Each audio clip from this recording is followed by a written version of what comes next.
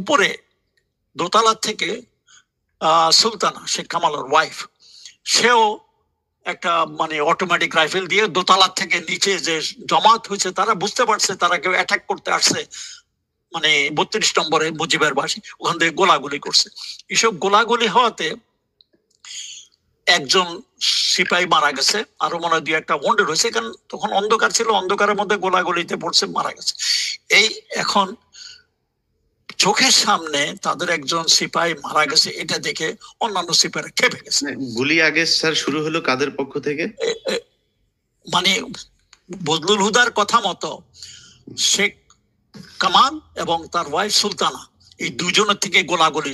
শেখ কামাল সিঁড়ি বেয়ে নিচে আসতেছিল, গোলাগুলি চিল্লাইতে চিল্লাইতে, মিলিটারি পুলিশ ভাই ভাই আমাদের অ্যাটাক হয়েছে, আপনারা আমার সাথে আসেন, সে গোলাগুলি করতে করতে নিচে নামে আসছে। আর উপরে দোতলা থেকে সুলতানা কামাল ওই নিচে সৈন্যদেরকে গুলি গুলি করছে, ওখান থেকে শুরু হয়েছে প্রথম। তারপরে যখন ওই দেখলো যে একটা ছেলে মানে উপরের দোতলার গুলিতে একটা সিপাহী মারা গেছে আর্টিলারির নিচে সামনে, অন্যরা খেপে গেছে। তখন একজন নাকি বলে উঠলো শালার গুচ্ছি শুদ্ধ সেট করে দেয়।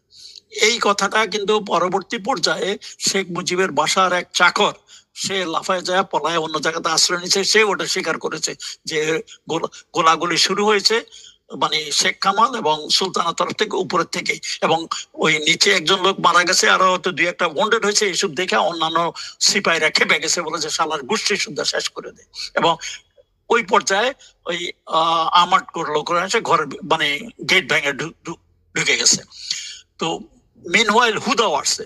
এটা কিন্তু হুদা তখন অবস্থায় ওখানে ছিল না, তারা বলছে যে ঘরের ভিতরে না যেতে, কিন্তু তার কথা না শুনে সবাই এসব গোলাগুলি দেখে তারাও ভিতরে ঢুকে গেছে। তারপরে এই পর্যায়ে কিন্তু গোলাগুলি একটু বন্ধ হয়েছে। তারপরে হুদা আয়সা তার লোকজন নিয়ে আবার ভিতরে ঢুকলো। By that time I think Sheikh Kamal is dead. Sheikh কামালের সাথে হয়তো ইয়ে ছিল, শেখ নাসিরও ছিল সেদিন বাসায়, আরো কিছু পুলিশ 2-1জন ওখানে হয়তো মারা পড়তে পারে। আর হুদা তার কিছু সৈন্য সামন্ত নিয়ে উপরে গেছে। His duty was according to him to bring Sheikh Mujib down, এবং তার সাথে তার কথা মতো মেজর মহিউদ্দিনও ছিল, তারা উপরে। আর মিনওয়াইল শেখ মুজিবও তার ঘরের থেকে বাইরে আসলে হুদা, মহিউদ্দিন ওরা শেখ মুজিবকে নিচে নামায় আসতেছিলেন, সিঁড়ি বয়ে নিচের দিকে আসতেছিলেন। যে মুহূর্তে তারা সিঁড়ি বয়ে নিচে আসতেছিলেন, অমন সময় উপর থেকে নাকি আবার গুলি গালা শুরু করছে। এই সময় শেখ জামাল, সেও ওই রুমে, শেখ জামাল এবং সুলতানার ও দুজনেই এলো পাতালি গুলি গালা শুরু করছে। এক গুলিতে এই মুজিবের পিছনে ছিল একটা সিপাহী পড়ে গেছে, মানে ওয়ান্ডেড। আর গুলি গালা আওয়াজ শুনে মহিউদ্দিন এবং হুদা ওরা দুজনেই ডাক, শেখ মুজিব তখনও দাঁড়ানো ছিল, এবং তারা ডাক করে বেঁচে গেছে গোলাগুলি শুরু করতে। আর এই গোলাগুলির আওয়াজে গেটে দিয়ে বাই দ্যাট টাইম অন্যান্য লান্সারের লোকজন যারা আসছে তারাও মানে ঢুকে এসে একেবারে মানে পাগলের মতো হয়ে গেছে, তারা পাল্টা গুলি দিয়ে। এবং মুজিব উনি নিজে অনেক বড় লোক, লম্বা চড়া, আর গুলি ওই মুজিবের গায়ে লাগছে সবগুলো, নিচের থেকে গুলি করছে, and he fell down and streaming blood. এই হলো মানে হুদার। এই যে আমরা ওই যে মুহিত সম্ভবত এই যে মামলার আসামি, সেই ব্যক্তির বক্তব্য শুনি যে রাসেল এসেছে আমাকে বাঁচাও, সিনেমার মতো করে দৌড়ে এসেছে, তারপরে ওনার কোলে জড়িয়ে ধরেছে, উনি বলেছে না ওকে মেরো না। হ্যাঁ, তারপরে মানে এই যে সিনেমা নাটক এগুলো ইলিয়াস, এটা নাটক। তুমি চিন্তা করো ওই পরিস্থিতিতে কোন একটা বাচ্চা তার মাকে ছেড়ে আসবে, বা মাওকা এরকম 10 বছরের 9 বছরের বাচ্চাকে ছেড়ে দেবে না? তার কোল থেকে টেনে হেসড়ে নিয়ে আসা হয়েছে মুহিতের কাছে। এগুলা কাহিনী বানানো হয়েছে, কাহিনীকে একটা নাটকীয় মোড় দেওয়ার জন্য। এগুলো একটা মানে চিন্তা করার বিষয়। কিন্তু ঠিক আছে, তারা এক জায়গাতেই থাকে, আর মাও কি ছেড়ে দেবে না স্যার? বাট স্যার অত ছোট বাচ্চাদেরকে মারতে হলো কেন, মানে ওদেরকে কেন মারলো? এটা কেন সেটা আমি পরে আসতেছি। কাহিনীতে বলা হয়েছে তাকে মারছে, ওখান থেকে নিয়ে পয়েন্ট ব্ল্যাঙ্কে নাকি মারা হয়েছে, এগুলা কাহিনী বানানো হয়েছে। অত আমি জানি না, আমি ওখানে ছিলাম না, যাতে আমার মনে হলো যে এগুলো কাহিনী বানানো হয়েছে। তারপরে সবাই কিন্তু ওই একটা দোতলার একটা রুমের মধ্যে বন্ধ ছিল। শেখ মুজিব চলে আসলো, বাকি সবাই তারা অনেক শেখ মুজিবকে মানে যাতে না নিতে পারে চেষ্টা করছিল, কিন্তু পারে নাই। শেখ মুজিব নিজে থেকে আসছে। প্রথম তো সে খালি গায়ে আসছিল, তারপরে মনে হয় হুদা বলছিল যে আপনি জামা পরে আসেন, তারপরে তাকে পাঞ্জাবি দেওয়া হলো, পাঞ্জাবি পরা ছিল, তার তাম্বাকু এসব দেওয়া হলো, ওখানে নিয়ে নিলো তাম্বাকু। মনে হয় ইয়ে হুদা মনে নিজেই পাইপ এবং তাম্বাকু নিলেন। নিচে নামার সময় তখন এই গোলাগুলি হয়ে গেল আর কি। কিন্তু ওরা যখন শেখ মুজিব পড়ে গেল তখনই আবার আরেক রাউন্ড গোড়াগড়ি উপরের থেকে শুরু হলো নিচের দিকে। তো জানালা দিয়ে এই পর্যায়ে কিছু সিপাহী অ্যাকর্ডিং টু বদলুদা, যেভাবে গোলাগুলি ছুটতেছে চতুর্দিকে, তারা করলো কি লব করে মানে খুব ক্রল করে ওই রুমের কাছে গিয়ে 2-3টা গ্রেড জানালা দিয়ে ভিতরে ফালাই দিল। ইতিমধ্যে কিন্তু শেখ মুজিবের বাসা সবাই একই রুমে, বাইরে কেউ নাই। বাইরে যারা ছিল ওরা সিপাহী টিপাহী, নিচে পুলিশ টুলি ওরা ছিল, শুধু শেখ নাসের ছিল নিজে, সে নাকি বাথরুমে পরে গুলি খাইছে, বাথরুম মারা গেছে। কিন্তু বাকি সবাই রাসেল মাসেল সবাই মিলে ওই রুমে ছিল। ওই গ্রেনেড অ্যাকর্ডিং টু, আমি জানি না কারণ দিস ইজ স্টেটমেন্ট ফ্রম হুদা, যে গ্রেনেড নিয়ে 2-3টা গ্রেনেড ওই জানালার ভিতর দিয়ে কাছে ক্রল দিয়ে ড্রপ করে তারা সরে পড়ছে। ওই গ্রেনেড ব্লাস্টে সবাই মারা যায়।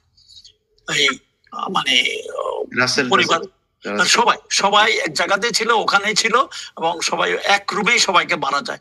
রাসেল নিচে বসে নাই, অন্য কাউ, শুধু শেখ কামাল নিচে মারা গেছে, বাকি সবাই ওই রুমে ওই গ্রেনেড ব্লাস্টে মারা যায়। এখন মুজিবের মৃত্যুর পরে কোনো ফরেন্সিক স্টেটমেন্ট নিছে কিনা জানি না, তারা কি গুলিতে মারা গেছে না গ্রেনেড ব্লাস্টে মারা গেছে, এটা কেউ পরীক্ষা করে নাই। পরীক্ষা করলে দেখা যেতে পারতো তারা কিভাবে মরছে। কিন্তু সবাই ওই এক রুমে হার্ডল হয়েছিল, ওখানে সবাই মারা যায়। That was the end of Mujib family. ওইভাবে করা হয়েছে। এটা আমি যা মানে আমার এই বইয়ের মধ্যে স্টেটমেন্ট আছে, সেই এর মধ্যে সে বলেছে যে ওতেই সব মারা যায়। হওয়ার কথা, কারণ একটা রুমের মধ্যে এতজন লোক থাকলে একটা 2-3টা গ্রেনেড যদি একত্রে ব্লাস্ট করে, কারোর কোনো বেঁচে থাকার মানে সুযোগ নাই। তারপরে সেখান থেকে তো পরের ঘটনা আমরা জানি। রেডিও স্টেশনে তারপরে আমি let me go back two radio station, যেখানে আমি ছিলাম। মুস্তাক আসলো, বসলো, আমরাও ছিলাম সাথে সাথে। কি করা যায় তখন, ডালিম এবং রশিদ ওরা সিদ্ধান্ত করলো we must get the army chiefs, army, navy, air force, police সবাইকে আমরা নিয়ে আসি। আলাপ করলো ইয়ের সাথে, মোস্তাকের সাথে, সবাই সাথে আলোচনা করলো না, বিকজ তারা যেন ইন্ডিপেন্ডেন্টলি কোনো কিছু করার সুযোগ না পায়, এই জন্য সবাইকে এখানে নিয়ে আসা হোক। প্রথম টেলিফোনে যোগাযোগ করলো, ওরা আসতে চায় না, ওরা আসবে না। তখন ডালিম এবং রশিদ দুজনেই সৈন্য সামন্তের তারা গেল। মানে আমি বলবো যে এটা একটা সাহসিকতার মানে দরকার আছে, এমন একটা জিনিস, এমন পর্যায়ে ওসব জায়গাতে যাওয়া যেখানে মানে শফিউল্লাহর সাথে তার পুরা সেনাবাহিনী তার সাথে এখনো আছে, তারপরে এয়ারফোর্স আছে, নেভি আছে। কিন্তু এই পর্যায়ে অবশ্য ডালিম রশিদ যখন যায় তাদের সাথে সৈন্য সামন্ত নিয়ে গেছে, কিন্তু উপস্থিত সৈন্য সামন্তের কাছে তাদের এগুলো কিছু না। এটা খুব সাহসের প্রয়োজন, সাহস নিয়ে তারা গেছে। ডালিম নাকি প্রথম শফিউল্লাহর ওখানে গেছে, যাই ওখানে বলছে স্যার প্রেসিডেন্ট মোস্তাক আপনাকে ডাকছেন, আপনাকে যেতে হবে আমার সাথে। তো প্রথম নাকি শফিউল্লাহ বলে সে তোমার প্রেসিডেন্ট, আমার প্রেসিডেন্ট আমি যাব না। তখন ডালিমের হাতে তার কি স্টেন গান বা পিস্তল যাই ছিল সে ছিল, সে ডেকে ডেকে তখন শফিউল্লাহ নিজেও ঘাবড়ে গেছে। সে বুঝতে পারলো যে আর বাই দ্যাট টাইম রেডিওতে অলরেডি স্টেটমেন্ট যাচ্ছে যে শেখ মুজিব ইজ ডেড। অতএব শেখ মুজিব যখন মারা গেছে তার করা কিছু, তারা নিজেদের মধ্যে নিচ্ছে army chief, navy chief, air force chief, তারা নিজেদের মধ্যে আলাপ আলোচনা করে এখন দেখেছে যে গেম ইজ ওভার, তাদের এখন করার কিছু নাই, অতএব তাদেরকে সারেন্ডার করতে হবে। আলটিমেটলি শফিউল্লাহ এগ্রিড, হি কেম। তো শফিউল্লাহ আসার পরে মেইন টার্গেট যখন পড়ে গেছে, বাকিরাও এয়ারফোর্সের, নেভির, ওরাও আস্তে আস্তে এসে গেলেন। সবাই মানে রেডিও স্টেশন আসলেন। বিডিআর এর চিফ ছিলেন তখন মেজর জেনারেল খলিলুর রহমান, উনিও আসলেন পুলিশের চিফ ছিল কি নুরুল ইসলাম নাকি, উনি আসলেন, সবাই আসলেন, সবাই এয়ারপোর্টে আসলেন, ওই এক রুমে, ছোট্ট রুমে হাডল করে সবাই পড়ে আসছে। খন্দকার মোশতাক খুব চালাক মানুষ, সে সবাইকে সামনে নিয়ে বলেন যে দেখেন এই ছেলেরা এই কাণ্ড ঘটাইছে, আমাকে আইনে এখানে বসায় দিছে, আমাকে মানে খুব সুন্দর ভাবে বলতেছে, আমাকে দায়িত্ব দিছে, আমি এখন আপনারা এটাকে সামলান। চিফসরা একজন আরেকজনের মুখের দিকে তাকাইতে তাকাইতে কতক্ষণ বলবো যে ঠিক আছে স্যার, আমাদেরকে যখন দায়িত্ব দিতেছে সামলার জন্য, আমাদের হাতে ছেড়ে দেন, let us take over, let us go back to our cantonment, আমরা কি করতে হবে। তো বুঝে মানে মোশতাকও চালাক আছে, সে ওদের চাল বুঝতে পারছে, না ভাই আপনারা যা করবেন এখানেই করুন, আপনাদেরকে আর ফেরত যাওয়ার দরকার নাই। তো আমার মনে আছে ওর বললো যে আমাদেরকে কমান্ড সবার সাথে যোগাযোগ করতে হবে, কে কি ওগুলো জানতে হবে, শফিউল্লাহ বলতেছিল। তখন আমার মনে আছে রশিদ একটু ধমক দিয়েই বললো যে স্যার আপনি হলেন চিফ, আপনি যে অর্ডার দিবেন সেটা লোকে শুনবে, অন্যের কথা এখানে বলার সুযোগ নাই, আপনি যা বলবেন তাদেরকে শুনতে হবে। আপনি যদি মানে আমার মনে আছে রশিদ এভাবে বলেছে, এবারে মানে দৃঢ়ভাবে বলছে, আপনি যদি সঠিক একজন চিফ হয়ে থাকেন আপনার কথা তাদেরকে শুনতে হবে, তাদের কথা আপনাকে শুনতে হবে কেন, এখন এই পরিস্থিতিতে আপনি যা বলবেন সেটাই বলবেন, আপনাকে এখানেই বলতে হবে, আপনাকে ফেরত যেতে হবে না। অতএব তার এই দৃঢ় কথা শুনে সবাই ঠান্ডা হয়ে গেছে। তখন কে কি লিখবে দেখবে এটা নিয়ে, তখন হলো আপনাদের চিন্তা করার দরকার নাই। খন্দকার মোশতাক বললো তাহিরউদ্দিন ঠাকুরকে আমি ডাকছি, সে আপনাদের পক্ষে লিখে দিবে। তো তাহিরউদ্দিন ঠাকুর অলরেডি স্টেটমেন্ট লেখা তার কাছে আছে, মানে চিফসরা কে কি স্টেটমেন্ট দিবে মানে সে অলরেডি লিখে রাখছে। তো ওদের এটা ডিস্ট্রিবিউট করে সবাই সামনে দেওয়া হলো, সবাই ওটা দেখে দেখে মানে তাদের না বলার তখন কোনো সুযোগ ছিল না।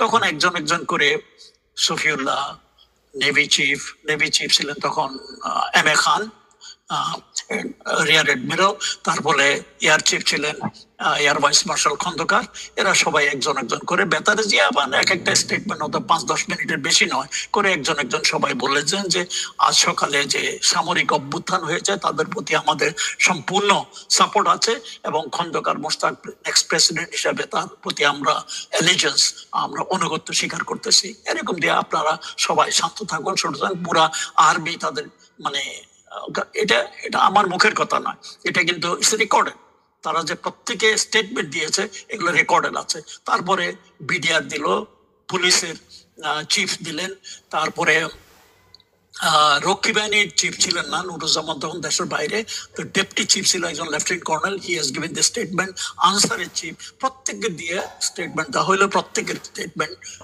মানে অ্যানাউন্স করা হলো একজন একজন করে, মানে হোল কান্ট্রি হ্যাজ নোন ইট। এখন শফিউল্লাহ অন্যান্য লোকেরা যতই বড় বড় কথা বলে আমরা এতে ছিলাম না, অমরক ছিল না, এটা তাদের বক্তব্য সবার কাছে আছে, এটা তো আর মিটানো যায় না। তো তারপরে আমার মনে হয় খন্দকার মোশতাকের স্টেটমেন্ট এসে 11টার দিকে, 11টার দিকে স্টেটমেন্ট এসে সংক্ষিপ্ত, খুব বড় একটা স্টেটমেন্ট দেয় নাই, এবং বলছে এই বাংলাদেশের এই সূর্য সন্তান কিছু অফিসাররা এই ঘটনা দেশের প্রয়োজনে এটা করেছে, তারা আমাকে দায়িত্ব দিয়েছে, আমাকে দায়িত্ব এমন সুন্দরভাবে একবারে ভালোভাবে সে বক্তব্য দিচ্ছে। খন্দকার মোশতাকের আবার একটা জিনিস, সে যখন উত্তেজিত হয়ে যায় সে স্ট্যামার করে, তোতলা, কিন্তু যখন সাধারণভাবে কথা বলে সে ঠিক মতে কথা বলে। ছোটখাটো মানুষ বেশ বুদ্ধিমান, কিন্তু মানে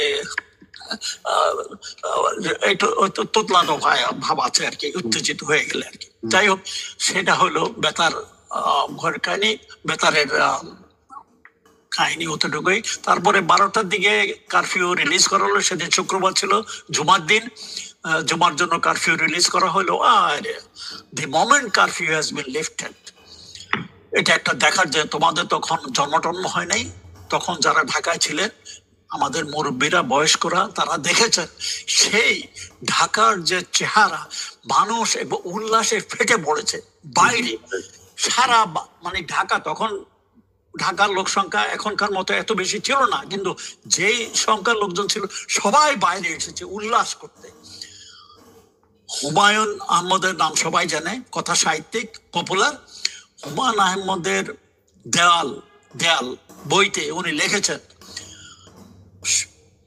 শেখ মুজিবের মৃত্যুর পর চারিদিকে মিছিল আর মিছিল আর মিছিল, দুঃখজনক ভাবে হলেও সত্য, সেই মিছিলগুলো সব আনন্দের মিছিল। শারমিন আহমদ, তাজউদ্দিনের মেয়ে শারমিন আহমদ একটা বই লিখেছেন, তাজউদ্দিন নেতা এবং পিতা। সেই বইতে ইনিও লিখেছেন তাদের কাজের ছেলে বাইরে গেছে, বাইরে যায় এসে ফেরত এলে আম্মা বাইরে লোকজন আনন্দে আত্মহারা, আনন্দে মিছিল, আনন্দে